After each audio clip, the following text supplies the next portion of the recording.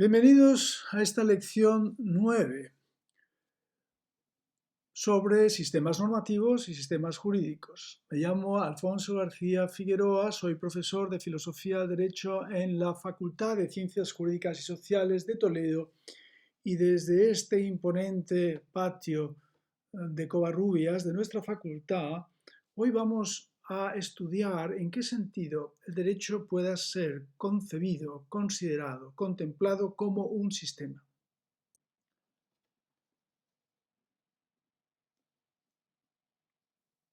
¿Qué es un sistema?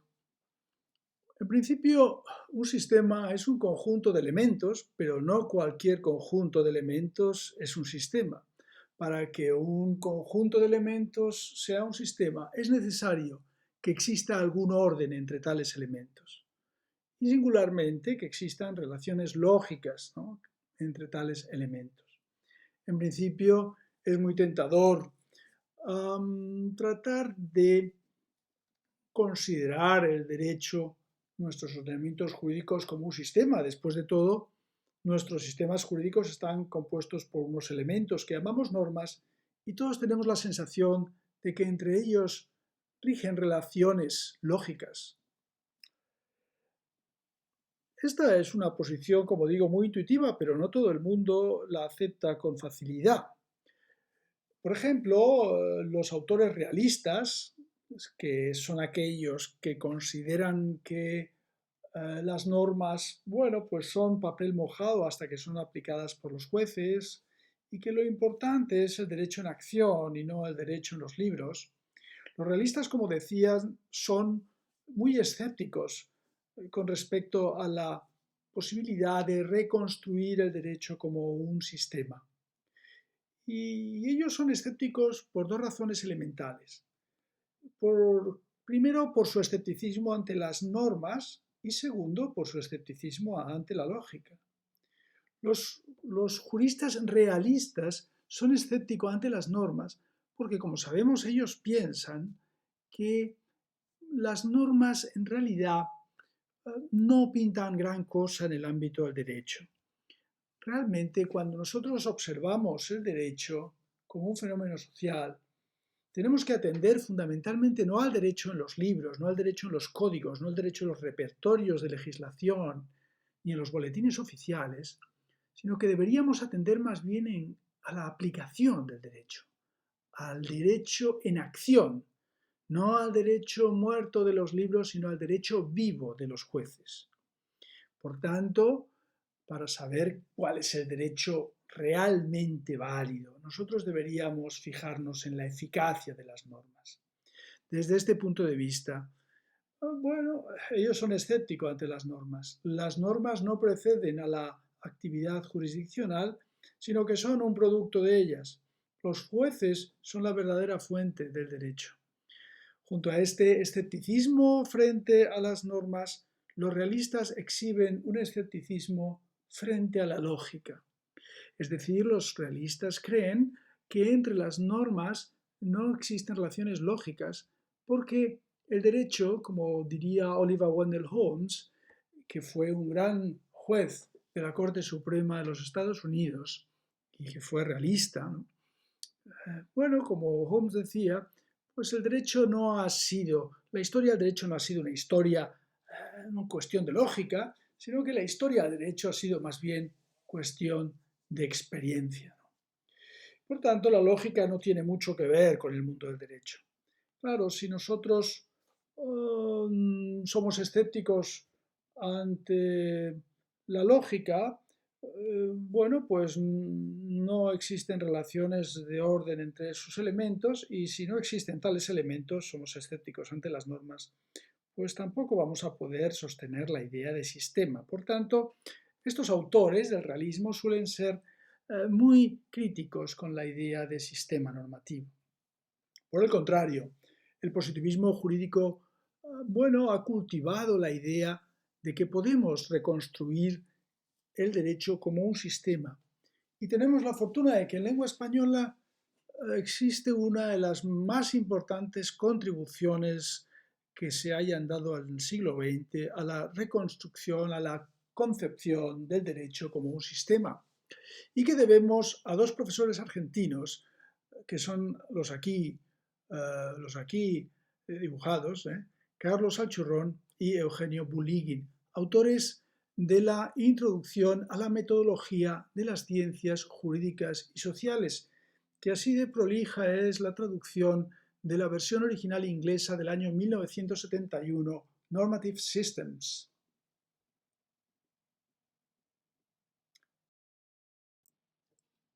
En esa obra, Alchurrón y Buliguin reconstruyen el derecho como un sistema. Antes de continuar, conviene precisar que reconstruir el derecho como un sistema es algo distinto de afirmar que el derecho sea efectivamente un sistema.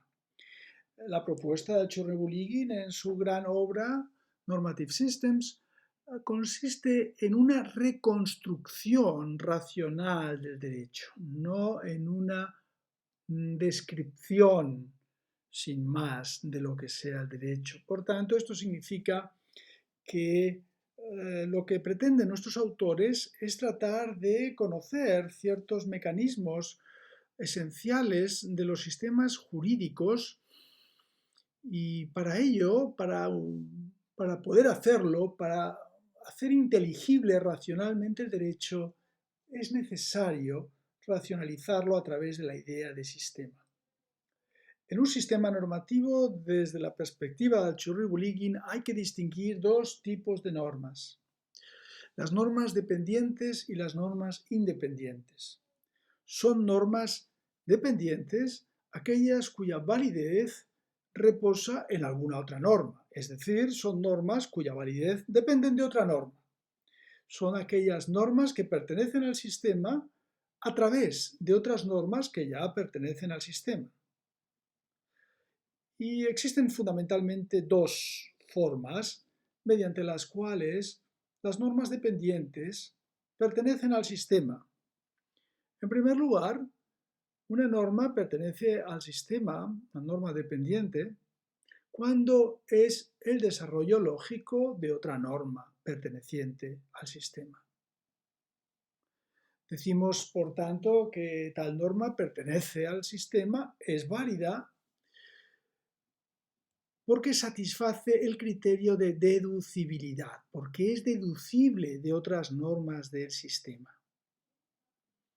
Esta forma de contemplar la validez es la que cabe identificar en lo que ya hemos visto Hans Kelsen denominaba el criterio estático o el principio estático que rige los sistemas normativos. De acuerdo con el principio estático, las normas adquieren validez por su contenido, porque son la consecuencia lógica de otros contenidos ya pertenecientes al sistema. Pero existe otro criterio de pertenencia de las normas dependientes al sistema a través de otras normas y es el criterio de legalidad. De acuerdo con el criterio de legalidad, las normas pertenecen al sistema cuando han sido dictadas por una autoridad que goza de competencia para ello, una autoridad que ha sido designada por las normas de competencia del sistema y que lo ha hecho según el procedimiento correspondiente y respetando los límites materiales que señala ese sistema. Estos son dos criterios de pertenencia que vamos a ver con algo más de detenimiento a continuación. Junto a las normas dependientes, que son aquellas cuya validez reposa siempre en otra norma del sistema, existen normas independientes. Las normas independientes son aquellas normas en las que reposa en última instancia la validez del resto, porque son normas cuya validez no puede reposar en otras normas del sistema. Son las normas que reposan en algún criterio de identificación último del sistema que confiere unidad e identidad al sistema normativo. Esto es una cuestión que veremos en la lección próxima, aunque algo hemos avanzado en lecciones precedentes.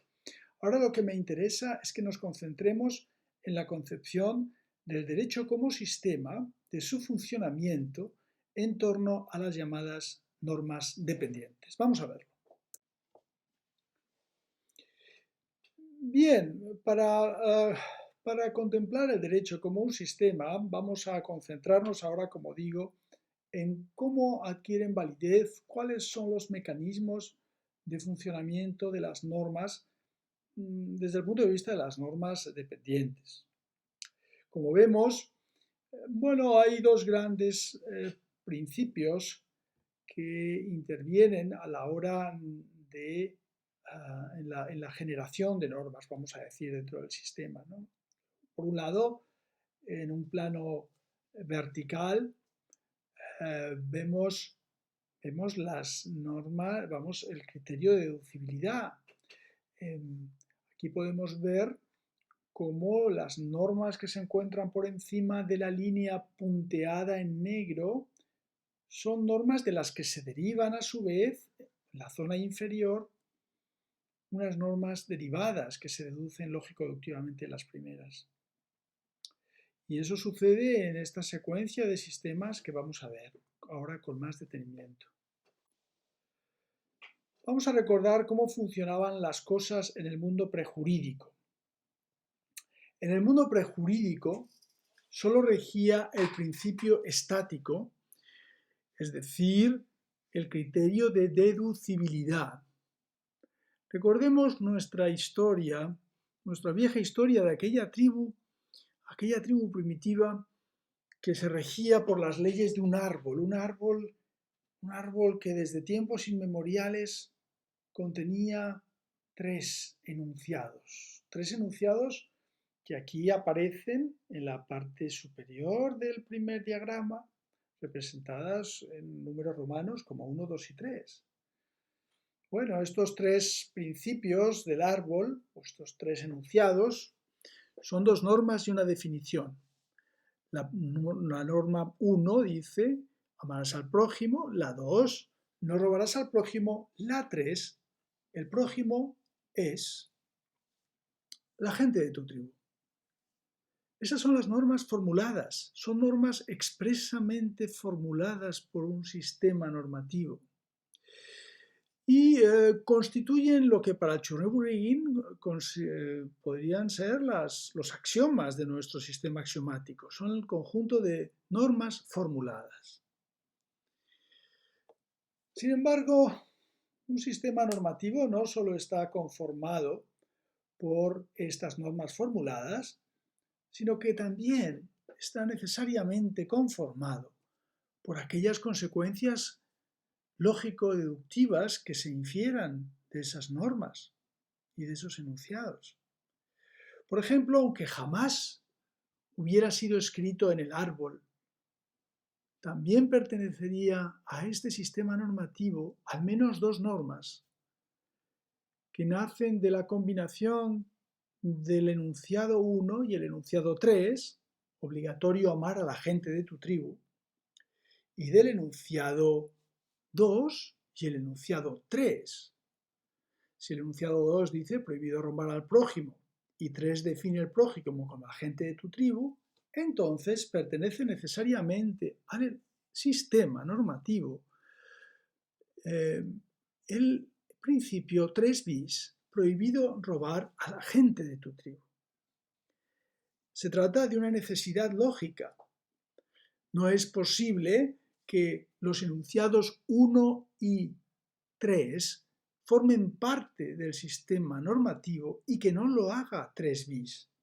Si es obligatorio amar al prójimo y el prójimo es la gente de tu tribu, es necesariamente lógico que entonces 3 bis esté prohibido robar a la gente de tu tribu. Se trata, por tanto, de se trata de la demostración de cómo funciona en el derecho lo que Kelsen llamaba el principio estático. Desde el punto de vista del principio estático, no pertenecen al derecho solo las normas formuladas o a la manera de los axiomas de un sistema axiomático, sino también todos aquellos enunciados normativos que se derivan de los primeros, que son las normas derivadas y que constituyen, bueno, que funcionan a la manera de teoremas en un sistema axiomático. Por tanto, ¿qué es un sistema normativo? Un sistema normativo es un conjunto de normas formuladas, de enunciados formulados, y es muy importante que entre ellas exista al menos una norma. Si no hubiera ninguna norma entre ellas, no sería posible tener un sistema normativo, porque no sería posible derivar normas entre nuestras normas derivadas. Como sabemos, solo es posible derivar normas de otras normas.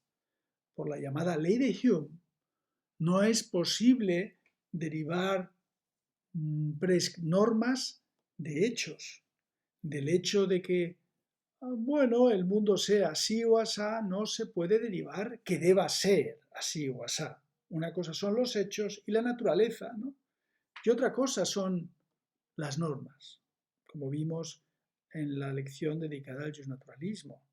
La falacia naturalista consiste, o mejor, la infracción de la ley de Hume, consiste en derivar normas de hechos, prescripciones de descripciones, y eso no se puede hacer. Y esa es la razón por la que al menos debe existir una norma, aunque sea una sola, en la llamada base axiomática formada por las normas formuladas, y de esa forma podrán existir, podremos reconocer los teoremas o normas derivadas, ¿no?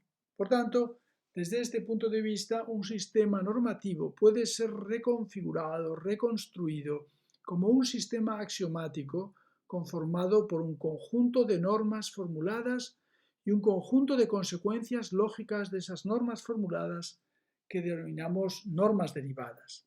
Naturalmente, también pertenecen al sistema aquellas consecuencias lógicas de las normas derivadas entre sí y de las normas derivadas con las normas formuladas a su vez. Todo ese conjunto de normas también pertenecen necesariamente al sistema. Por ejemplo, si la norma 2 bis, obligatorio amar a la gente de tu tribu, pertenece al sistema, tiene que hacerlo también necesariamente una norma que podríamos llamar 4 bis, que dijera: no está permitido no amar a la gente de tu tribu. Si la norma 3 bis, prohibido robar a la gente de tu tribu, pertenece al sistema, entonces también también pertenecerá al sistema una norma que podríamos llamar 5 bis, que dijera: no está permitido robar a la gente de tu tribu. Se trata de relaciones lógicas entre las normas y relaciones por tanto necesarias. Sin embargo, como vimos, este mundo prejurídico, conformado por un conjunto de normas primarias, bueno, se vio alterado cuando en medio de la noche el chamán del pueblo sustituyó aquel viejo árbol por otro árbol con unas nuevas normas. En él figuraban las 3 primeras normas, habían decidido mantenerlas, pero se añadió una cuarta. La cuarta decía que lo que el chamán dijera también sería vinculante, también sería obligatorio en ese sistema normativo. Con esta operación, en realidad estábamos abandonando el mundo prejurídico, un mundo en el que, bueno, las normas son estáticas, no cuentan con normas de competencia, y pasábamos al mundo de las reglas secundarias. Se había introducido aquí una regla secundaria que confiere dinamismo al sistema. Así que del mundo prejurídico pasamos al jurídico, y el derecho se convierte entonces en un sistema mixto en el que se armonizan los dos principios kelsenianos a los que nos hemos venido refiriendo anteriormente, el principio estático y el principio dinámico. La pertenencia por el criterio de la deducibilidad lógica, pero también la pertenencia por el criterio de la legalidad. ¿Por qué?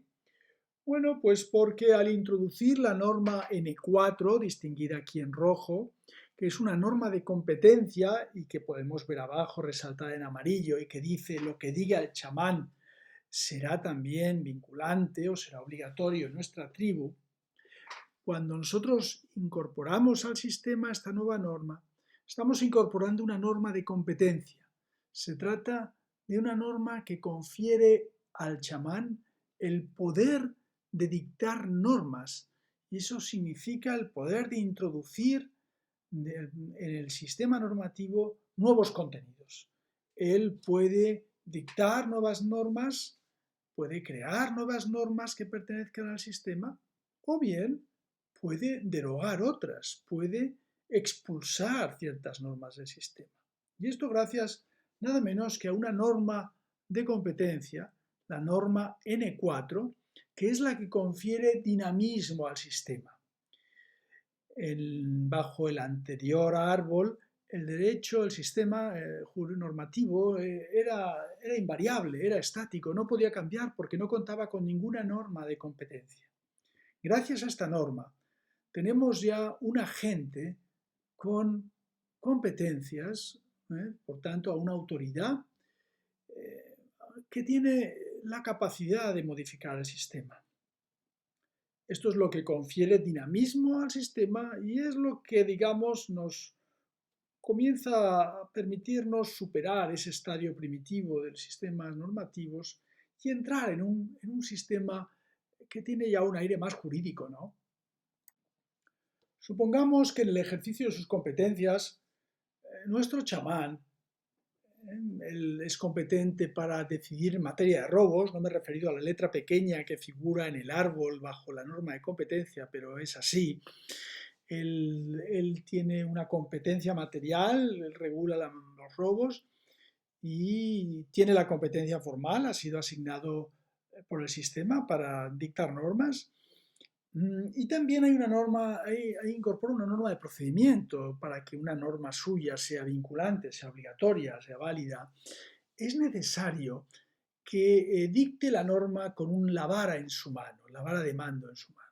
Así que un día el chamán, con su vara de mando en sus manos, dicta la siguiente norma, que vamos a distinguir con 10 romanos o X, como prefieran. Será lícito tomar prestado las cosas del prójimo hasta el final de los tiempos.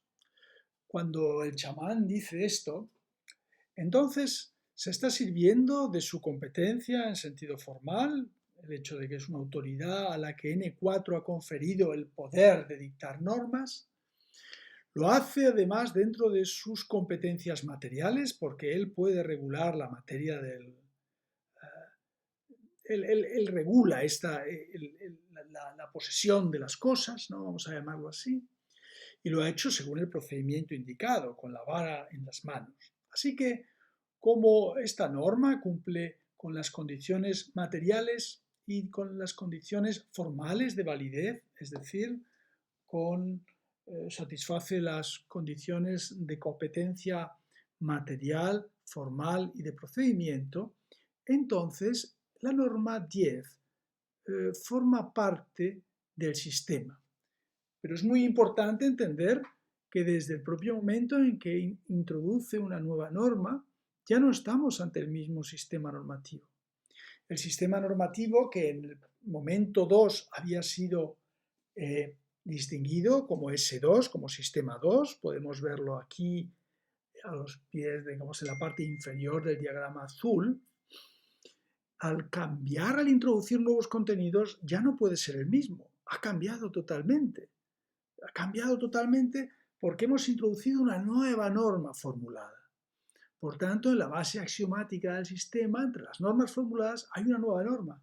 Y al haber una nueva norma, cambian también sus consecuencias normativas. Es muy importante no olvidar, en todo caso, que esta naturaleza dinámica del sistema y la existencia de normas de competencias y de autoridades introducen nuevos problemas en un sistema normativo, porque la incorporación de nuevas normas está sometida también a interpretación. Así que antes de ser introducida en el sistema, debe ser interpretada Y una vez interpretada, clarificada, eliminada vaguedad y ambigüedad y carácter emotivo en la medida en que podamos, formará parte del sistema normativo. Y también lo hará no solo en la norma formulada, no lo olvidemos, también lo hará la norma derivada o el conjunto de normas que se deriven lógico-deductivamente del juego que se produzca entre la nueva norma 10 y las preexistentes normas 1, 2, 3 y 4, norma de competencia. Por ejemplo, de la norma 10 con la definición 3, cabría, bueno, deducir la norma 3 bis que afirmara que será lícito tomar prestado las cosas de los miembros de la tribu hasta el final de los tiempos.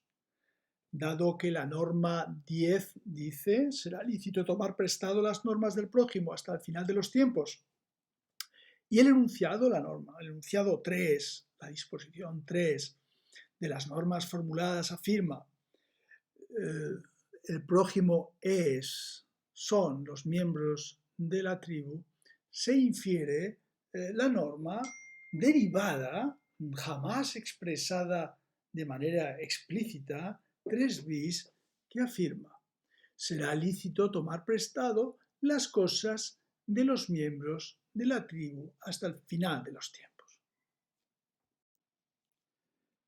El factor tiempo es muy importante cuando nosotros contemplamos esta concepción de los sistemas normativos. Cuando nos encontramos en un sistema primitivo, prejurídico, en el que solo rige el principio estático y por tanto la pertenencia de las normas al sistema, normas dependientes, se entiende. De las normas dependientes queda reducido al criterio de deducibilidad, es decir, cuando tenemos solo dos conjuntos de normas, las normas formuladas, en nuestro caso la 1, 2 y 3, y las normas derivadas, es decir, aquellas que son la consecuencia lógica de las anteriores, entonces este sistema, como sabemos, no puede cambiar.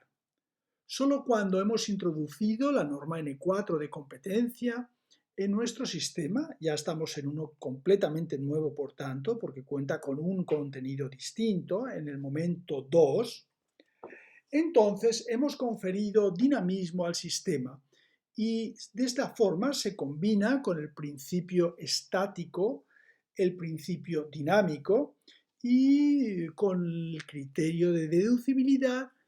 Al criterio de deducibilidad se incorpora un nuevo criterio de pertenencia de las normas dependientes al sistema, que es el criterio de legalidad.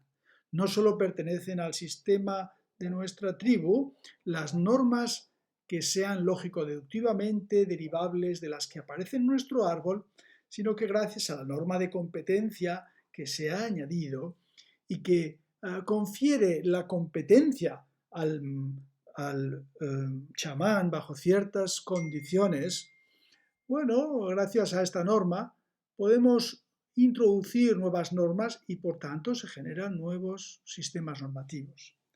Cada vez que se introduce una nueva norma, un nuevo contenido, esta interaccionará con el resto de normas formuladas, dará lugar a nuevas normas derivadas y por tanto a un nuevo sistema normativo. Por tanto, vamos viendo cómo el sistema normativo va cambiando cada vez que afectamos su contenido, cada vez que introducimos una nueva norma, cada vez que se promulga una norma, o cada vez que derogamos una norma, cada vez que egresa, cada vez que hay un ingreso o egreso de nuevos enunciados normativos, estamos ante un nuevo sistema normativo.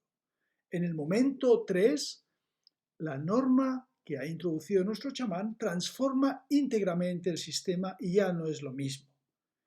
Es verdad que tenemos la sensación de que nos guiamos por un mismo orden normativo, pero no es verdad que sea el mismo.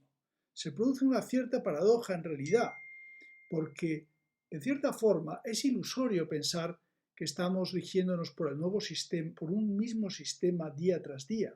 Si lo pensamos bien, cada vez que el BOE introduce nuevas normas en el sistema normativo, este cambia totalmente.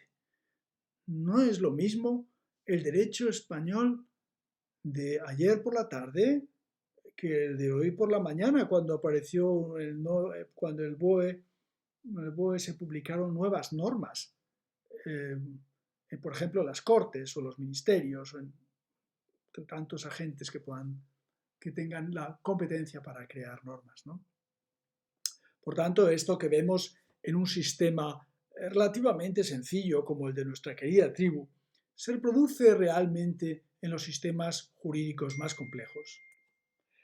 Por ejemplo, en un sistema más complejo en el que tuviéramos una constitución, un sistema de fuentes conformado por una constitución y que también contuviera leyes orgánicas, leyes ordinarias, reglamentos, costumbres, etc. Bueno, existirían también normas que se derivarían lógico-deductivamente, por tanto, tendríamos un conjunto de normas formuladas, que son las que vienen recogidas, básicamente son las que van apareciendo, ¿no?, en el Boletín Oficial del Estado. Esas son las normas formuladas, son formuladas en el Boletín Oficial del Estado después de todo. También pertenecen a él todas aquellas normas que se deriven lógico-deductivamente, por tanto, todas las normas derivadas de acuerdo con el principio de deducibilidad. Sin embargo, ese conjunto de normas que conforma un sistema normativo vigente, como vemos en el momento 2, y que podríamos llamar sistema 2, S2, confieren, como sabemos, contienen normas de competencia que, por ejemplo, atribuyen a las Cortes Generales la competencia para crear nuevas normas. Así que imaginémonos que se dicta, bueno, se promulga una nueva ley en el Parlamento. Desde el momento en que eso se haga y que aparezca publicada en el BOE, en el Boletín Oficial del Estado, y del momento en que sea vigente, por aparecer allí, por ser pública, ¿verdad? Bueno, podríamos decir que el completo sistema normativo ha cambiado. Hemos introducido nuevos contenidos entre las normas formuladas en la base axiomática del sistema, que interaccionan entre sí dando lugar a nuevas consecuencias lógicas, por tanto, dando lugar a nuevas normas formuladas. El sistema 2 de ayer por la noche no es en absoluto el mismo que el sistema S3 esta mañana cuando se han incorporado las novedades del BOE.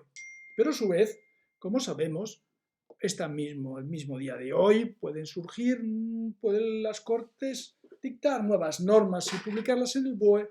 Eso significa que mañana todo ese conjunto de normas volverán a modificar el sistema, a interaccionar con el resto de enunciados y también a expandir o, en su caso, reducir el conjunto de consecuencias lógico-deductivas de ese sistema. Por tanto, como vemos, se produce una situación que podría ser paradójica, porque en realidad, a pesar de que nosotros tenemos la sensación de que nos regimos día tras día por el mismo sistema jurídico español, en realidad no es así.